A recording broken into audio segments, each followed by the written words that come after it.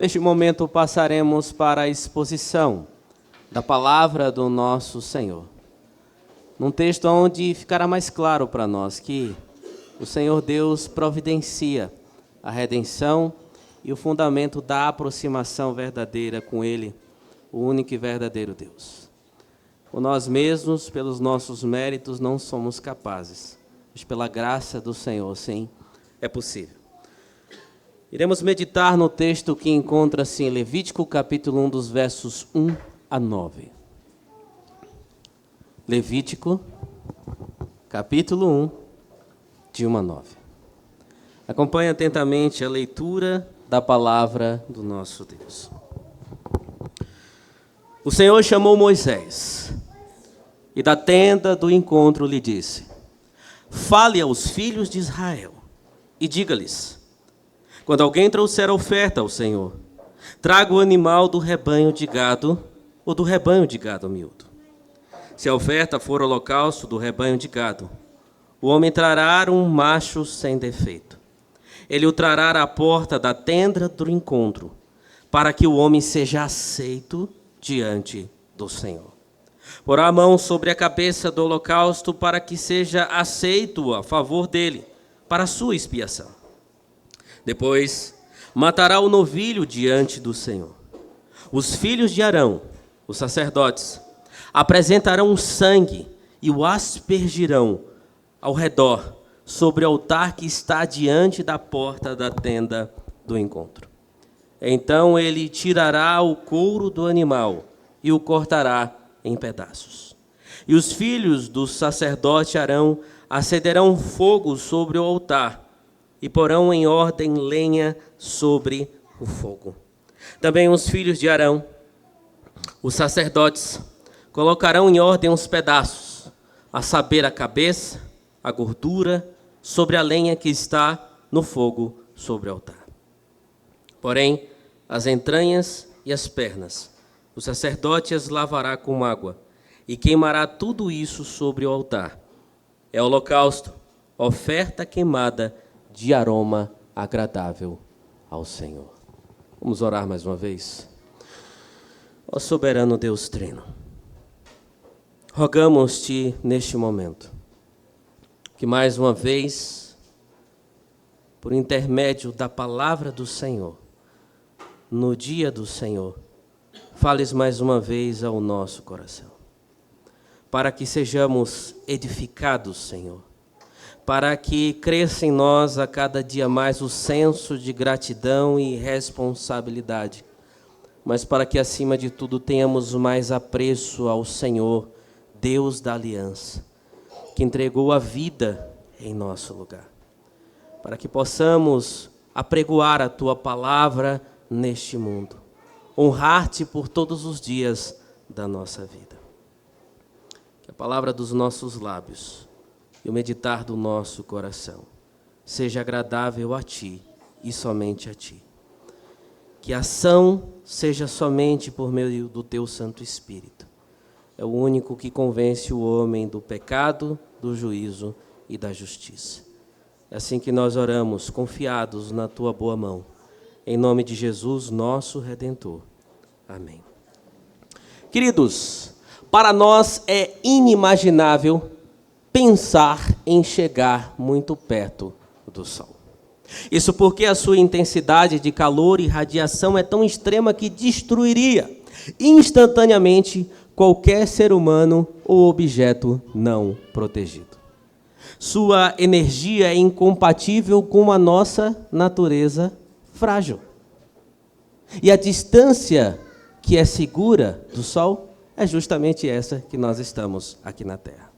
Não é uma questão de desejo, é uma questão de natureza. O Sol é grande demais, intenso demais, poderoso demais para ser tocado. Mas, se eu te disser que existe algo, ou melhor, alguém, cuja energia e intensidade é imensuravelmente maior que o Sol. Sim, essa pessoa existe. Estou falando do Senhor Deus da Aliança, do Deus Todo-Poderoso. A sua santidade é infinitamente mais intensa que o fulgor do sol. Sua pureza é absolutamente incomparável com o pecado. Sua glória não apenas expõe o pecador, mas também o consome quando não há redenção sobre ele. E a pergunta mais urgente das Escrituras não é apenas quem é Deus, quem é esse Senhor magnífico, mas também como homem, pecador, pode se aproximar dele sem ser destruído, sem ser consumido.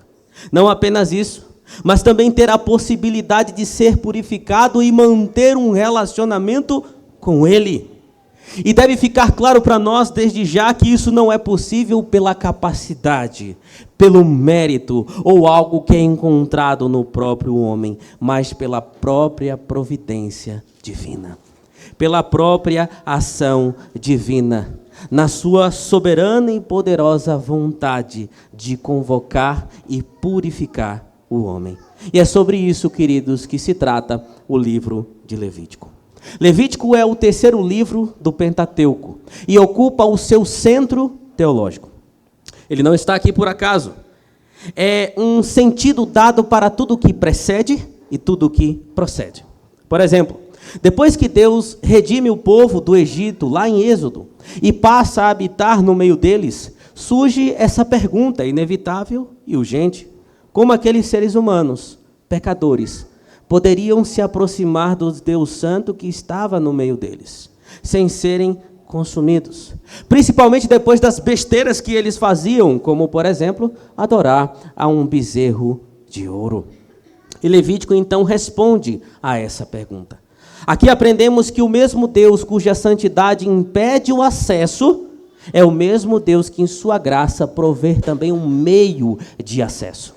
O caminho até o Senhor não é descoberto pelo homem, mas é revelado pelo próprio Deus. Leis, ofertas, sacrifícios, formas de purificação que se vê neste livro aqui, eram provisões divinas, meios graciosos pelos quais o próprio Deus ensinava o pecador o caminho da reconciliação, revelando que esse acesso à sua santa presença só era possível por meio da expiação, por meio dos sacrifícios que ele mesmo estabelecia.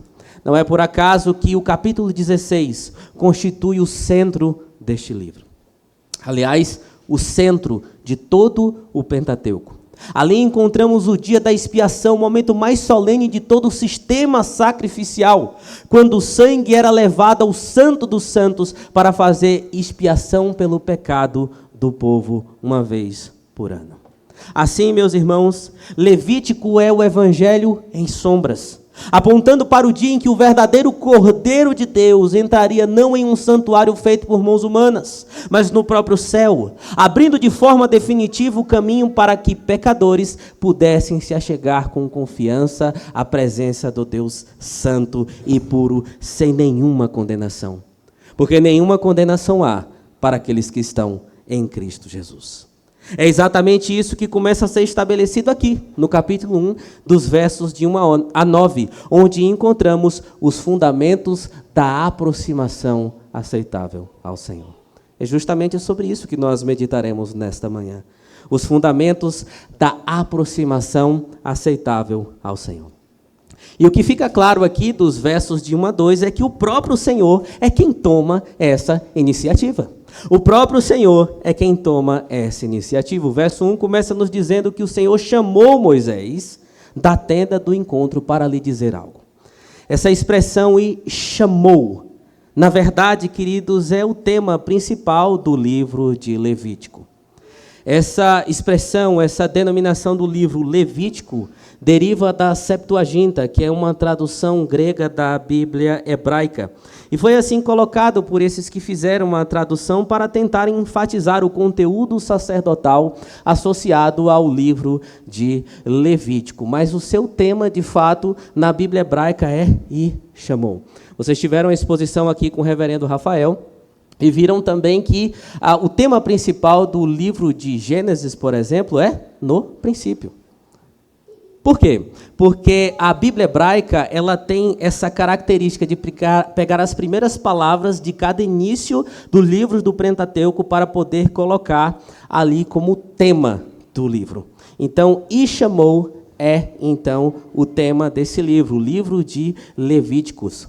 E nós vemos aqui, queridos, que o fato do Senhor chamar deixa claro que o Senhor é quem cria essa aproximação, no caso, com o mediador, que era Moisés. O Senhor havia chamado Moisés de uma sarça para libertar o povo. Depois do cume do Monte Sinai, para instruir o povo. Agora Moisés é chamado de dentro da tenda do Senhor, para mostrar como esse povo poderia ser santificado. É dito aqui, o Senhor disse, ou o Senhor falou, e também fala a esse povo. Essas expressões são centrais neste livro. O Senhor falou aparece 38 vezes. O Senhor fala ao seu povo aparece 17 vezes. E isso é importante por quê? Porque é um dos livros que o Senhor mais fala. E quanto mais ele fala, ele expressa também quem ele é, o seu caráter, a sua vontade, aquilo que ele exige. Ele chamou Moisés da tenda do encontro. Lembre-se que no livro de Êxodo havia uma tenda, onde havia um encontro entre o Senhor e Moisés. Era o lugar de revelação. Mas quando o texto aqui chama de tenda da congregação ou tenda do encontro, não é mais essa tenda específica que estava lá em Êxodo, mas já é o tabernáculo construído como algo funcional, como um santuário central do povo de Israel, aonde estaria a presença do Deus Todo-Poderoso. Outra coisa importante de se observar, queridos, o texto começa com uma forma típica de continuidade narrativa da Bíblia hebraica. Ou seja, não é um novo começo literário independente, mas um avanço de uma mesma sequência histórica. E de onde esse texto deriva de fato? Quando nós abrimos Êxodo 40, de 35 em diante, nós vemos, por exemplo, escrito que Moisés não podia entrar na tenda do encontro, porque a nuvem que estava ali, que trazia a presença de Deus, permanecia sobre ela, e a glória do Senhor enchia o tabernáculo. Mas, se lá Moisés não poderia entrar e se aproximar, aqui o Senhor chama Moisés para essa aproximação. Mas a progressão narrativa resolve a tensão que havia sido estabelecido antes, constando que o chamado divino que resolve o problema, a presença do Senhor, é esse chamado que vai resolver o problema da não aproximação. Portanto, nesse encadeamento teológico entre Êxodo e Levítico, duas verdades se evidenciam. A santidade divina é perigosa ao pecador. Lembre-se do Sinai, por exemplo. Aproximar-se do Sinai, enquanto a lei estava sendo dada, poderia significar morte. Mas a glória, o fulgor que impedia, agora é a mesma que convida. E assim, meus queridos, sempre será. Porque o homem permanece incapaz de se aproximar do Senhor pelos seus próprios méritos. E sempre será necessário que o Senhor dê acesso à sua presença. Mas não apenas Moisés. Aqui fica claro que é uma resolução para todos os filhos de Israel. É por isso que o Senhor diz, olha, quando alguém ou quando o homem trouxer uma oferta ao Senhor, deveria trazer um animal pecuário. O gado poderia ser bois e vacas, ou um rebanho miúdo, que é uma referência aqui a ovelhas e cabras. Então, para se aproximar do Senhor, o que é exigido primeiro? Um animal para o sacrifício. E aqui fica um princípio importante. Todos deveriam vir diante do Senhor. Todos deveriam estar diante do Senhor. Mas ninguém deveria vir de mãos vazias. Para ter acesso à presença do Senhor era necessário mediação, sacrifício, mas satisfação divina por meio daquilo que era entregue. E meus queridos irmãos, essas verdades apontam para algo maior. Ou melhor, para alguém maior. Para a oferenda perfeita. Para o sacrifício perfeito. Para a exigência perfeita, que supriu tudo aquilo que o Senhor requeria para que pecadores chegassem à sua presença. Todo acesso ao Deus Todo-Poderoso é por meio da pessoa de Cristo Jesus. Fora dele, Deus é fogo consumidor. Nele, Deus é Pai reconciliador. Não porque somos dignos, mas porque Cristo Jesus é digno. E somente por meio dele, como disse o autor aos Hebreus no capítulo 10, dos versos 19 a 20. Portanto, meus irmãos, tendo ousadia para entrar no santuário, pelo sangue de Jesus, pelo novo e vivo caminho que ele nos abriu por meio do véu, isto é, pela sua carne. Sua carne foi o véu rasgado, sua morte abriu a entrada e sua intercessão constante como sumo sacerdote mantém o acesso. Jesus é a verdadeira oferta, mas também o verdadeiro ofertante. Ele não apenas trouxe algo a Deus, ele trouxe a si mesmo. Sua vida foi apresentada, sangue derramado, sua carne consumida pelo fogo da justiça. O que os sacrifícios antigos anunciavam em figura, Cristo cumpriu em substância. Assim, queridos, nosso acesso não repousa, nunca repousará nas nossas mãos, mas nas mãos traspassadas do nosso mediador. E todo aquele que vem a Deus por meio de Jesus, jamais vem de mãos vazias, porque está revestido pelo sangue e pelos méritos do Cordeiro. Quando nós estamos entrevistando candidatos a tornarem-se membros da nossa igreja, há uma pergunta aparentemente simples, mas que pega muita gente. Às vezes os irmãos acham que nós vamos fazer perguntas de teologia sistemática, o reverendo Rafael vai formular as perguntas difíceis dele, de teologia sistemática, e fazer para você, perguntar citações. Mas essa pergunta é bem mais simples, só que deixa claro para nós o que está pairando sobre a mente e o coração de quem a gente pergunta. A pergunta é: se você chegar hoje diante do céu, e tiver um anjo lá na porta, e ele perguntar, por que eu devo deixar você entrar aqui? Qual é a sua resposta? E pasmem, é uma das perguntas mais difíceis de responder. Tão simples, mas complexa. Mas a resposta que a gente quer é muito simples, de acordo com as Sagradas Escrituras. Eu não posso entrar pelos meus méritos. Eu não posso chegar diante do Senhor pelos meus méritos. Se é possível entrar, é por meio daquele que me redimiu.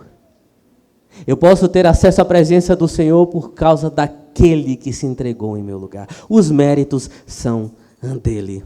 Como disse Spurgeon, é mais fácil atravessar o Oceano Atlântico em um barco de papel do que alcançar os céus com as nossas boas obras. Tudo repousa sobre Cristo. Então, o fundamento essencial dessa aproximação, na presença do Senhor, sempre será Cristo. Queridos, a nossa salvação tem iniciativa monergista. Não começa quando decidimos, mas pela decisão do Senhor. E essa verdade, além de aquecer o nosso coração, deve destruir o nosso orgulho espiritual, produzir em nosso coração humildade, gratidão, e saber que Deus nos chama para que o homem responda adequadamente. Não estava a mercê dos homens cumprir ou não a vontade do Senhor, apenas responder adequadamente. E trazendo para os nossos dias de hoje, saiba que o chamado da aproximação é o começo de uma vida de relacionamento, comunhão e consagração com o Senhor. O crente não pode viver distante do Deus que o chamou. Ele vive respondendo ao chamado do Senhor, em oração, em obediência, em adoração, na pregação do santo evangelho. Sua vida inteira se torna uma resposta ao chamado divino. Aos mais velhos, aos maridos, vocês foram chamados para serem sacerdotes do lar, para conduzir a sua família diante de Deus que os convocou. Mas muitas vezes temos falhado. As esposas foram chamadas para viver como mulheres sábias, como esposas submissas aos seus maridos, mas muitas vezes existe falha. Os filhos foram chamados a obedecer os pais, mas acima de tudo sabendo que qualquer desobediência ofende em primeiro lugar ao Senhor e à sua lei. Mas muitas vezes não há aquilo que é requerido. Nós fomos chamados para trazer a verdade, a luz do Evangelho a toda a criatura. Mas muitas vezes não cumprimos aquilo que o Senhor requer de nós. Mas lembrem-se, nós fomos chamados para viver coram Deo. diante de Deus o tempo todo, fazendo a sua vontade. Todas as vezes que você vê no livro de Levítico, diante do Senhor, a melhor tradução é diante da face do Senhor. Por quê? A ideia é que a face do Senhor Deus está sempre virada para o seu povo. Sempre. E o Senhor requer que vivamos conforme Ele requisitou de nós nesse relacionamento.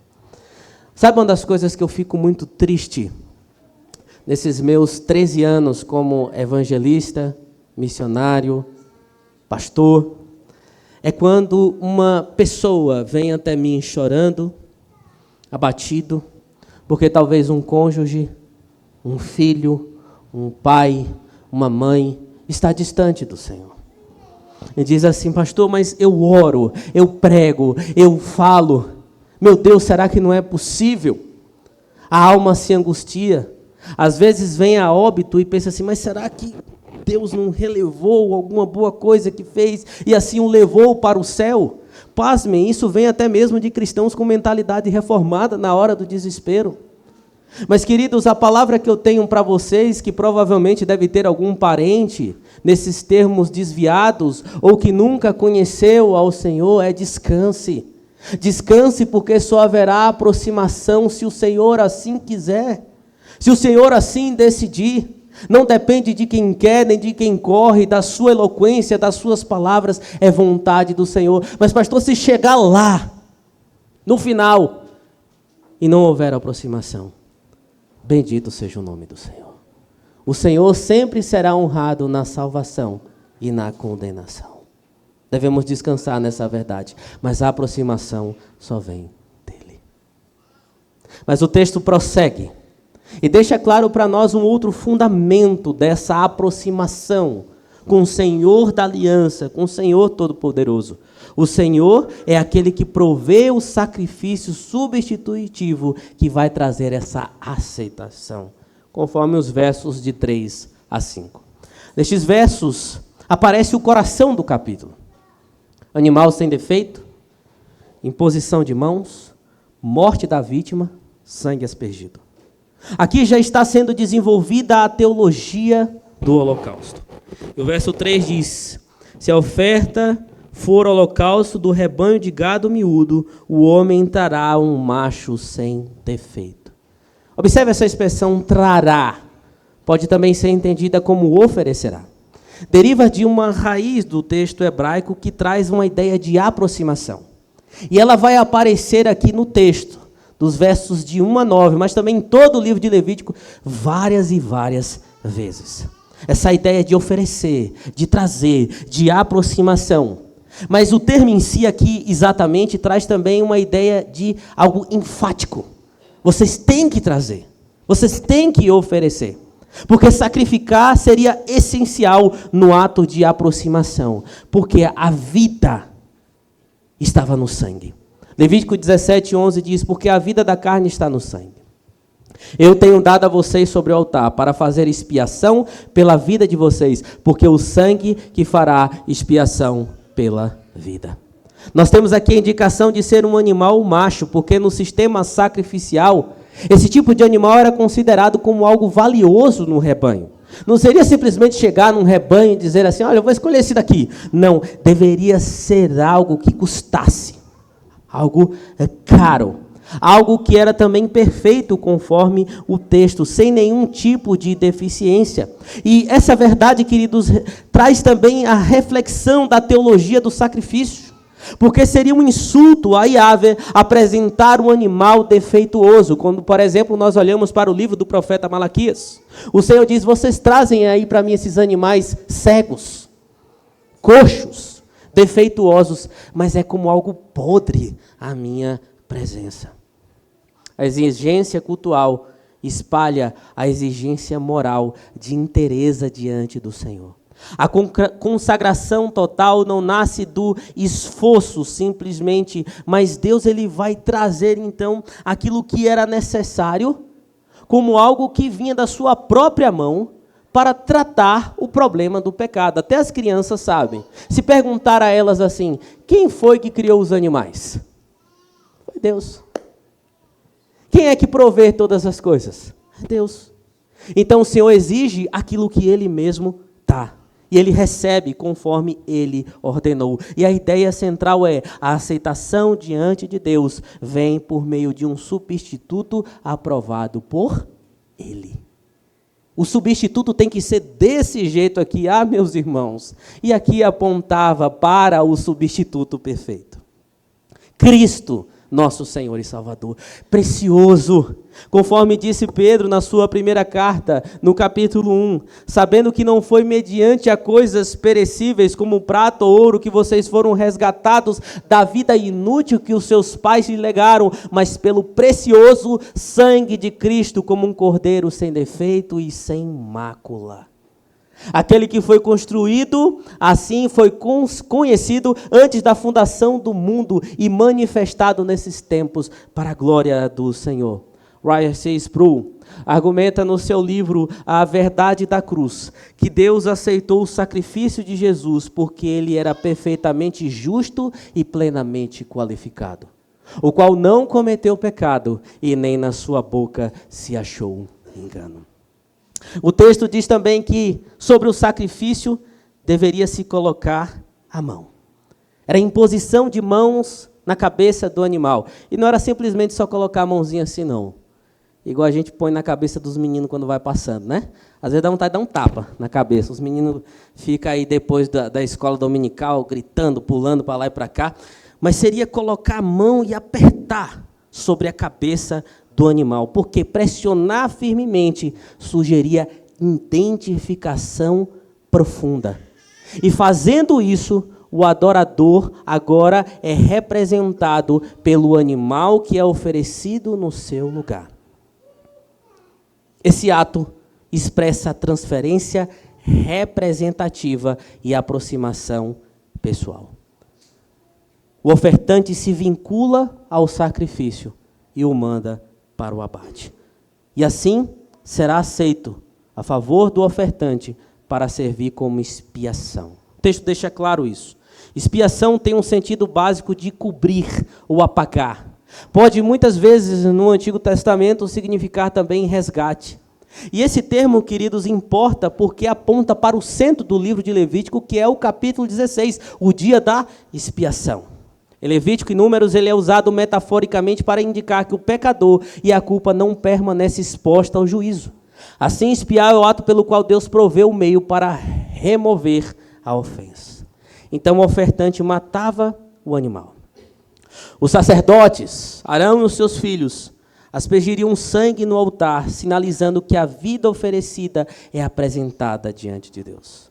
Os versos de 10 a 15 aí, por exemplo, ampliam esse mandamento, mostrando que a mesma palavra de Deus estava ali ordenando ou governando tipos diferentes de ofertas, como gados miúdos e aves.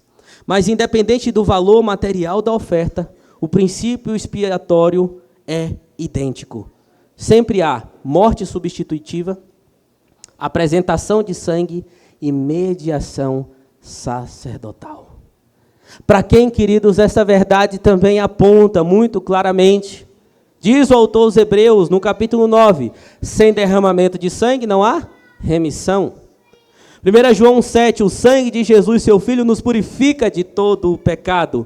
E Hebreus 4 diz, tendo, pois, um grande sumo sacerdote, Jesus, o Filho de Deus, acheguemo-nos, portanto, confiadamente ao trono de graça. Ou seja, Jesus é a oferta, o sangue derramado e também o sumo sacerdote que oferece.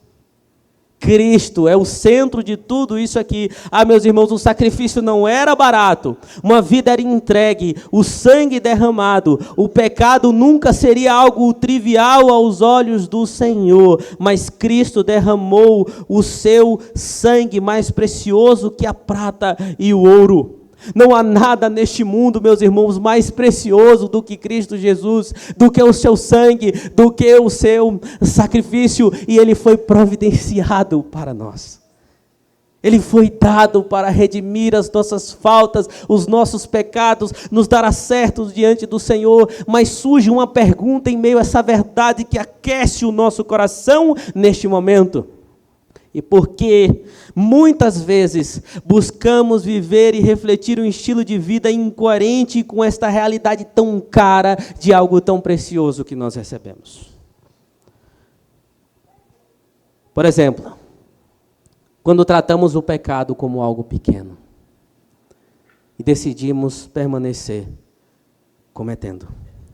Quando brincamos com pecados secretos, aonde o nosso irmão não vê, aonde o pastor não vê, mas está lá como um ídolo no coração, sendo acariciado todas as vezes que assim sentimos vontade.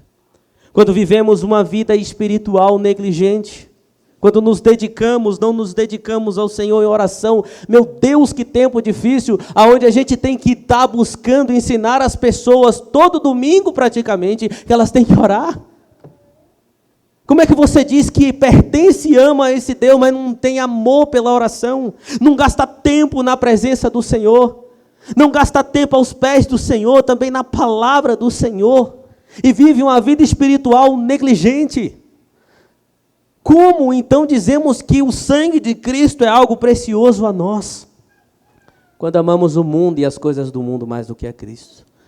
Amor a bens materiais, a dinheiro, a pessoas, dentre outras coisas.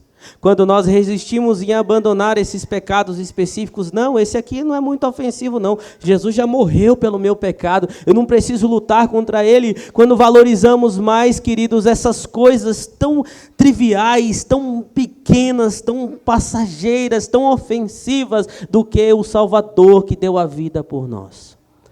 Quando nos esquecemos, queridos, que esse sangue é caro, custou para nos resgatar. É trocar aquilo que é precioso por aquilo que não vale nada. Nós que moramos nesta região, quando a gente não tem dinheiro para comprar um negócio de ouro, a gente corre para Limeira para comprar um negócio banhado a ouro. É sabor ouro, né? A gente corre para lá. Esses dias eu fui lá comprar uma correntinha parecida com ouro, para ficar aquele negócio bonitinho e tal. E quando nós colocamos uma corrente banhada a ouro, e uma corrente de ouro do lado, à primeira vista parece até brilhar, juntas, são elegantes conjuntamente, mas examinando com cuidado, logo se percebe que uma delas não possui um valor autêntico. Assim também ocorre quando o coração cristão se apega ao pecado ou às coisas deste mundo. O pecado pode reluzir por um instante, pode brilhar por um instante, oferecer a mesma satisfação, mas seu brilho é apenas superficial. Com o tempo vem a corrosão, vem a perda do brilho e se torna algo unicamente sem valor. Por isso a vida cristã nos chama a algo mais elevado, não trocar a preciosidade que é Cristo por algo sem valor real, que é uma vida distante de Cristo, de algo valoroso como Cristo Jesus, que foi entregue por nós, conforme nós lemos na liturgia, queridos. Portanto, vivamos diante da presença de Deus, tenhamos a consciência daquilo que foi nos dado, tenhamos apreço pelo Senhor que morreu em nosso lugar. Mas o texto também tem mais uma coisa a nos ensinar. Um outro fundamento dessa aproximação aceitável ao Senhor é a ideia de que o Senhor recebe o sacrifício que vai até Ele como um aroma suave. Aquilo que Ele exigiu, conforme Ele exigiu, vai até Ele como um aroma suave. Nos versos 6 a 9, o animal já foi identificado com o ofertante morto em seu lugar. Agora ele é preparado ritualmente para ser oferecido. Observe com cuidado o ritual. O animal é esfolado e dividido. Era abatido em vários cortes de carne. A cabeça e o sebo são melhor entendidos como separados dos cortes da carne, feita por aqueles que praticavam regularmente, os sacerdotes e também aqueles que eram da tribo de Levi, que ficavam especificamente ali apostos para cumprir essa função, conforme o livro de Ezequiel 44, no verso 11, deixa claro. Os sacerdotes organizavam o fogo e a lenha para queimar a oferta. Tinha uma responsabilidade clara de acender o fogo no altar, que também seria providenciado pelo Senhor, e arranjar cuidadosamente a lenha. Quem já arrumou uma fogueira aqui sabe que se não colocar tudo direitinho, não queima. Eu aprendi a fazer churrasco tem pouco tempo. E a maior dificuldade para mim não era assar a carne, era ajeitar o carvão. Aí o presbítero Alberto me ensinou, ó, põe assim, ajeita direitinho e tal. Aí a coisa vai fluir. Então tem que haver organização. E aqui deixa claro esse aspecto da organização. Os pedaços do animal eram colocados de modo que todos acendessem como fumaça e então viesse a presença diante do Senhor. Por que tanta organização? É claro, porque nada é caótico no culto ao Senhor. Nada deve ser feito contra ou diferente aquilo que o Senhor ordenou. E esse é o problema das igrejas modernas. Ah, mas será que tem que ser tão quadradinho? A gente pode inserir uma coisa aqui.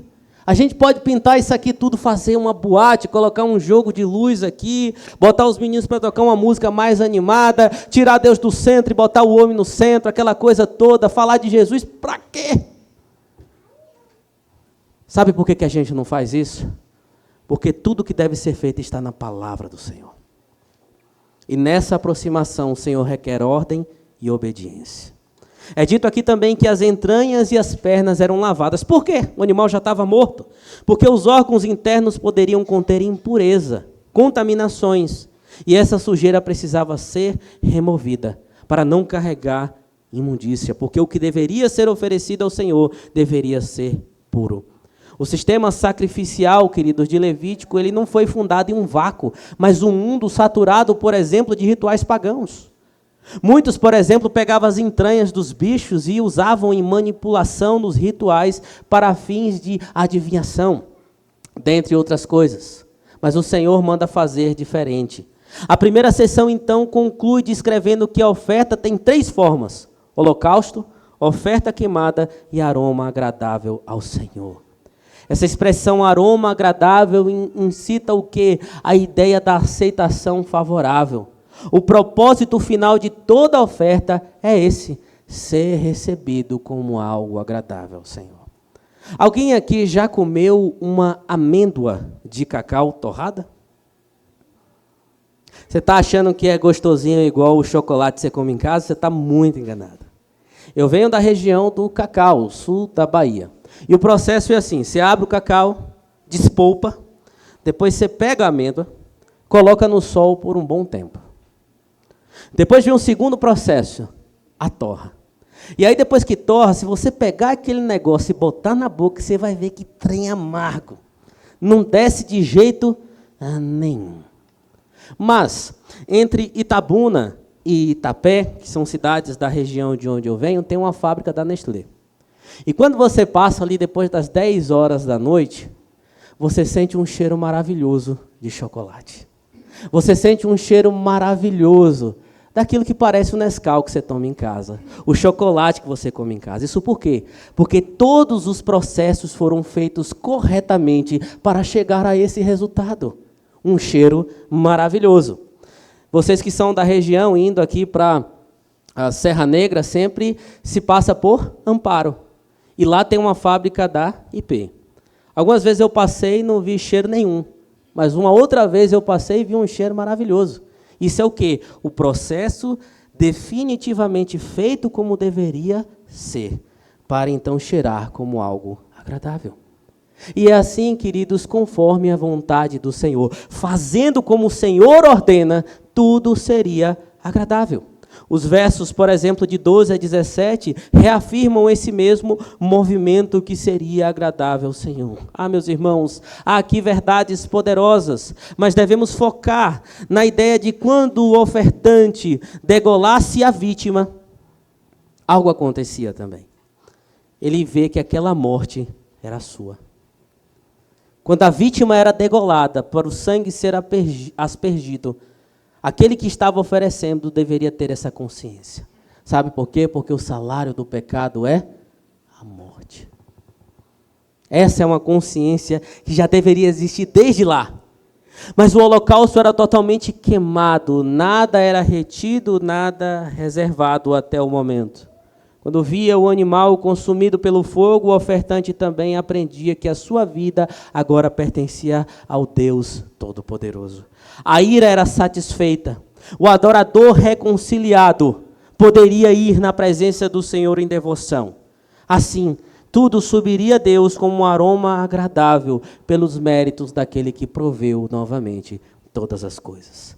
E o holocausto nos ensina que Deus não apenas perdoa os pecados, mas Ele reivindica o pecador. Ele não apenas salva a alma, Ele requer vidas. Assim também é comigo e com você. Cristo nos redimiu, queridos, para que a nossa vida fosse como um aroma suave à presença do Senhor. Mas também para que ficasse claro que Ele morreu em nosso lugar e a nossa vida agora pertence a Deus por meio dEle. Mas, que fique claro, o Senhor não nos redimiu simplesmente por um breve momento. O Senhor não redimiu apenas os seus domingos, mas a sua semana inteira. O Senhor não redimiu apenas os seus lábios, mas também o seu coração. Não redimiu apenas a sua adoração pública, mas também a adoração privada. O Senhor requer tudo de nós. Você pode frequentar a igreja e ainda assim ter um coração distante. Pode cantar no louvor, mas nutrir pecados ocultos. Pode servir publicamente e ainda cultivar impurezas secretamente. Mas não é isso que o Senhor requer de nós. E a pergunta não é se Deus tem uma parte da sua vida, mas se Ele tem toda a sua vida, conforme disse o apóstolo Paulo, que é necessário aqueles que são salvos apresentem o corpo de vocês como um sacrifício vivo, santo e agradável a Deus. O Senhor não se agrada da entrega parcial. Cristo foi consumido pelo fogo do juízo para que você pudesse ser como um aroma agradável a Ele. Portanto, meus queridos irmãos, isso nos ensina que a nossa vida agora é agradável diante do Senhor, por causa de Cristo, o nosso Redentor. Devemos viver uma vida pautada na direção do Senhor e não no entusiasmo barato, num formalismo sem coração, mas de entrega conforme as Sagradas Escrituras. Qual é o fim principal do homem? Glorificar a Deus e gozá-lo para sempre. Estar diante da presença de Deus e dizer assim: como eu posso ser agradável ao meu Senhor todos os dias, conforme aquilo que fui chamado para ser. Isso sim agrada ao Senhor. Isso sim é um fundamento estabelecido da aproximação saudável ao Senhor Deus. Portanto, não viva mais para si mesmo. Vocês entenderam que nessa aproximação já não há mais pertencimento. Tudo pertence ao Senhor. Viva como alguém comprado e aceito, como sacrifício vivo. Viva de tal forma que a sua vida seja agradável a Deus por inteiro. Já estou encerrando esta mensagem. Mas nós começamos dizendo que é inimaginável pensar em chegar perto do sol. É demais. Mas não devemos nos entristecer se caso alguém ficar triste por uma questão dessa. Eu mesmo não quero chegar nem perto do sol, né? Mas você quer e ficar triste por isso, é uma coisa pessoal, mas existe uma glória maior, um fulgor maior, inimaginavelmente maior. E nós temos acesso à presença dele sem sermos consumidos. Por quê? Porque o sangue de Cristo criou a reconciliação. E agora, ao invés de sermos consumidos pelos nossos pecados, nós somos tidos como filhos de Deus, de agora e também eternamente. E queridos, de acordo com o que nós ouvimos até aqui, só nos resta glorificar ao Senhor pelo seu profundo amor. Porque sem o amor do Senhor, sem a vontade do Senhor, sem a providência do Senhor não seria possível. Convido os irmãos a colocarem-se de pé, para que nós possamos cantar este canto congregacional, o profundo amor.